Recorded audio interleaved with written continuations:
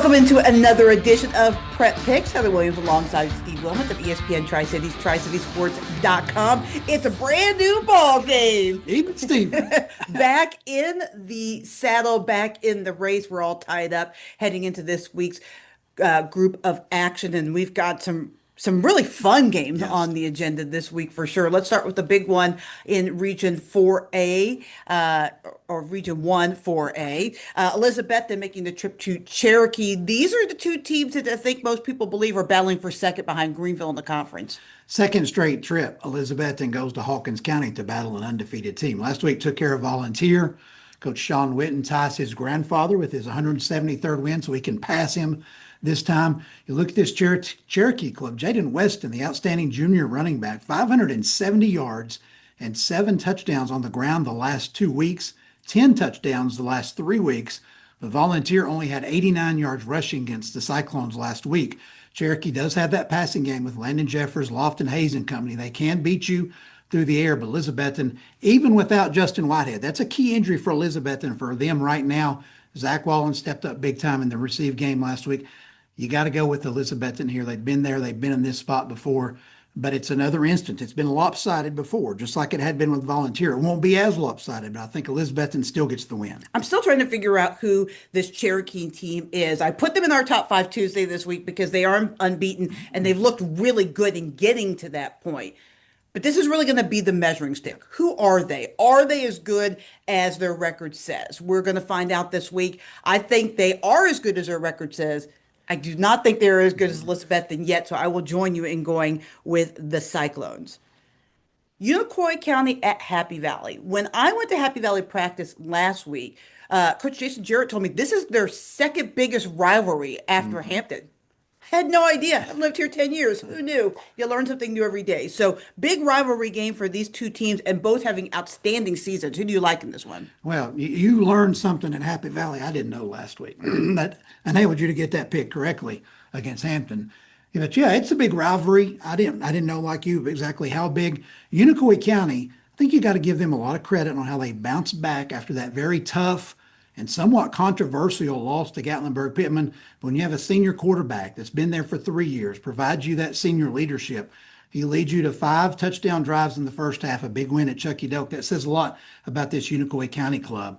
Happy Valley, meanwhile, 372 yards rushing last week on like only 39 carries. So conventional wisdom says they'll want to run the football and keep Colby Jones off the field. But if you're averaging 11 and a half yards a carry, you're going to score quickly as well. So it could be a high scoring game. But, last week, maybe I learned something from you last week. You went with the bigger school in Happy Valley. I'll go with the bigger school in Unicoi this week. I am really high on Happy Valley, as you could probably tell last week. I think they're going to be maybe the team to beat in Region 1 2A. That being said, I've said this before, I'll say it again. One team has Kobe Jones, the other doesn't. I think that he is maybe, other than Zayden Anderson, maybe the top player in the area. He's just incredibly talented. And they're a bigger school, so I'm going to go with Unicoi County. But I think this is going to be a really fun ball game to watch for sure. Speaking of big-time rivalries, the VT game. Mm-hmm. So happy this game is back. COVID kind of took it away, and then it just didn't come back. Right. Both these coaches used to coach against each other. They wanted this game back. And they got it finally. Who do you like? Well, this is such a big game that nobody knows exactly how many times they've played. Okay. First of all, we celebrated, and I've seen data from 10 years ago, back in 2016, where it was the quote 100th game between the two schools. Well, they played in 17, 18, and 19. We're supposed to play in 20. So that means that's what, 104, 105. Well, I've seen 2 different databases this week. One has it game 111. One has it game 113. Who knows how many times they're playing? But here's what I do know. They should be playing. Right. And they are. Congratulations on that first time on the field since 2019 with that 2020 game canceled. But it has been a series that Tennessee has dominated. Won the last 8, 21 of the last 22. Maybe that's why it wasn't been played as frequently. But this Virginia High team can play. Quarterback Tion Graham, you're very high on them. I know. Laws at wide receiver, or running back, doing a great job. Tennessee High last week. Jack Richardson through the air. This is a different Tennessee High offense. Going to the air, a couple of touchdown passes.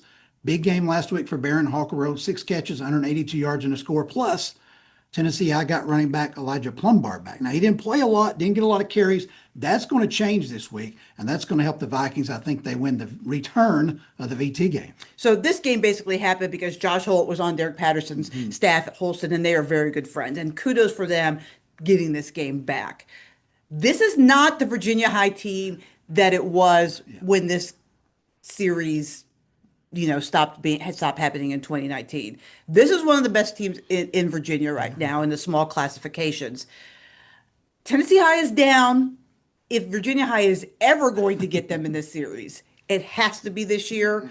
So just for the sake of argument, I'm going to take the Bearcats because if it doesn't happen now, I'm not sure that it will. Tennessee High is the bigger school, but I think if they're going to get them, this is the year they're going to have to do it. So come on, Bearcats, help me out a little bit. I'm picking you. So let's go all the way over now to the Virginia side of the state line and a great game in Class 1 between Eastside, who probably is the team to beat right now in Class 1, against Chilhowie.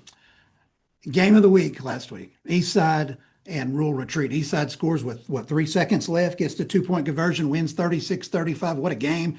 And now you turn around and face an unbeaten Chilhowie team. So something has to give here. 2 unbeatens. Eastside's averaging 42 points per game. Chilhowie's only allowed 16 points in its 3 games, only 1 touchdown in that span. As you mentioned, Eastside, they kind of been pointing to this year. I mean, this is the year for the Eastside Spartans. I think it's going to be a real competitive game.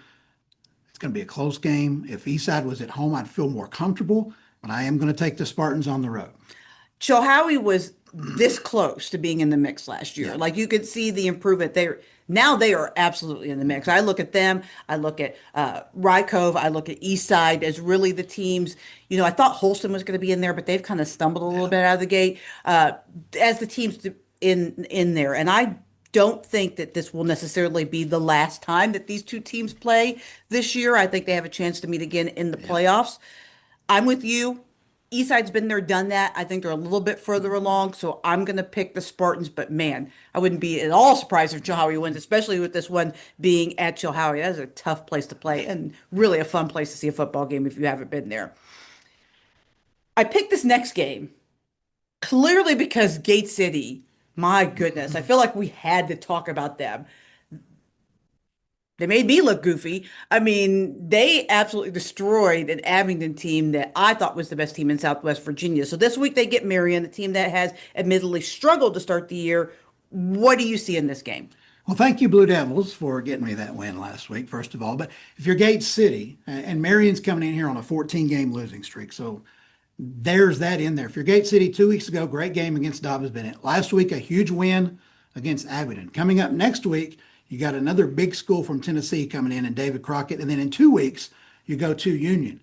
Really, the only thing I think that can trip up the Blue Devils here is they just overlook this game. This is a game that you can't overlook. I think there's enough senior leadership on this Gate City club that that's not going to happen. But other than just overlooking Marion and looking past them and see what's coming up in next couple of weeks, that's the only way I see Marion winning this game. So I'll stick with my Blue Devils. I mean, I think we were in agreement that we're both going to pick Gate City, but and no disrespect to Marion. They have a new coach. They're still trying to figure some things out, and I think they are getting better. They're getting close to breaking that streak for sure. I just wanted to give Gate City all their flowers. They deserve it. I think I said I could see a scenario where they beat Abingdon, but I didn't see them beating them like that. Right. I mean, they really took it to Abingdon, and you couple that with what they did against Dobbins Bennett. It's really impressive.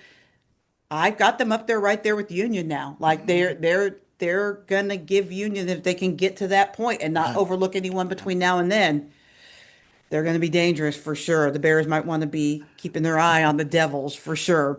Final game, and a little bit of nostalgia in this one because 3 schools in Buchanan County, it's an end of an era for them. They're all going to combine and be Southern Gap next year. Hurley is one of them. This game is the other 2. It is Grundy and Twin Valley. And it doesn't seem that it's been that long since Garden High School and Whiteside High School became Twin Valley. And now Twin Valley's consolidating, as you mentioned again, to Southern Gap. Do they have a nickname yet, Southern Gap? They do, but I don't remember. Why Okay. did you ask me Well, that? I was just thinking if they didn't, what it could be. But anyway, I want to say it's the Eagles, but the don't Eagles. don't Okay. quote me Well, on I was that. going for Mountaineers, so anyway, that would have been my Yeah, that'd be suggestion. cool. But anyway, but yeah, it's the last game between the two. It's a series that Grundy has dominated in the previous 15 meetings.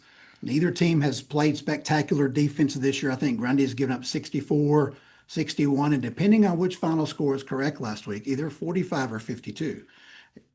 Twin Valley won its first game over Castlewood, then's allowed like 43 and 42 points. So the defenses have been stout. I know that Twin Valley had a quarterback last week, White, I think his last name, Braden White, 150 yards passing in 2 scores, 190 yards rushing in a score, returned a kickoff for a touchdown, accounted for all 4 scores. But you got to go with history on this one. Grundy's won 14 of 15. 11 of them have been by 20 or more points. I'll go with the Golden Wave to sweep out the series. So Grundy is also one of those teams that has been in the mix in Region One, in Region 1D in previous seasons. They're a little bit down this year. I think maybe consolidation might have something to do with it.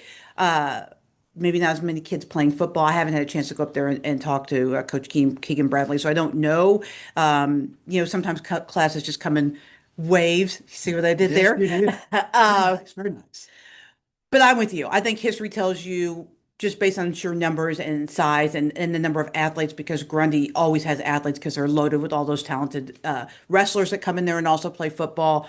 I am going to go with you and go with Grundy, but I do think this will be probably the most competitive meeting between the two, maybe in the history, because of what all you mentioned. Twin Valley is a much improved football team from what they've been in the past, but I think history just tells us that it's probably going to be Grundy. All right, news and notes, shout outs, any things you want to clean up from the last week? Yeah, because I got maybe 3 All things right. on my mind. John Ballin Holston last week. It was 38-7 early in the third quarter, correctly? Now in Virginia, the mercy rules are what, 35 points? Is that correct? So in Tennessee, the mercy rule, the continuous clock is 30 points, I believe. And as I have pointed out repeatedly to people, that's just 4 scores. That's 4 touchdowns, and you go 2 out of 4 on 2-point conversions, and you got a tie football game. People say, yeah, that'll never happen. It happened in Southwest Virginia last week, okay? Holston scores 31 straight points, 4 touchdowns, 3 for 3 on 2-point conversions, tie the football game with 4:13 to go. If that game's in Tennessee, It's over. that game is over. They have no chance. Now, Holston still beat John Battle. Battle, a great comeback, but Holston still won the football game. So I don't like the mercy rules in Tennessee. Maybe you caught on to that. Yeah, I don't know. Maybe Anyway, just a little bit. Lebanon quarterback Michael Reese last week, 7 touchdown passes. Here's my thing on high school stats. One place had him 20 for 20 for 400 yards. Another had him 18 for 18 for 300 something yards. Another had 19 for 20. Okay. Okay. You should be able to tell if he missed a pass or Well, not. here's the thing though. Somebody said because he spiked the ball to start the clock, Oh, that the end of the half, that's an incomplete pass. incomplete on him. Okay, that's not correct. Okay, that's called a team pass. Right. Okay, same thing as kneeling down at the end of the game. Right. Those are team rushes. They're plays, and they do count in your stats. Okay, just some pet peeves of mine. Now, final shout out. Preach. Yes, final shout out. Providence Academy. Great win last week. Congratulations to you guys. First Division I win in TLSAA. Your freshman quarterback, 400 something yards, 7 total TDs. Those are my 3 takeaways from last week. I want to give a little shout out to our player of the week, Nash Rader from South Green. That guy making the transition from quarterback to running back. I mean, he's just the most talented guy on the field almost every time he steps out there. Had an incredible game. It was really hard to not make him player of the week based on the stats that he had. So congratulations to him and to South Green. They're off to another great start as they normally are. All right. If you want more high school sports, be sure to check out his website, tricitysports.com. And I am back on Friday nights. Join me Friday at 11:15 for Friday Night Huddle.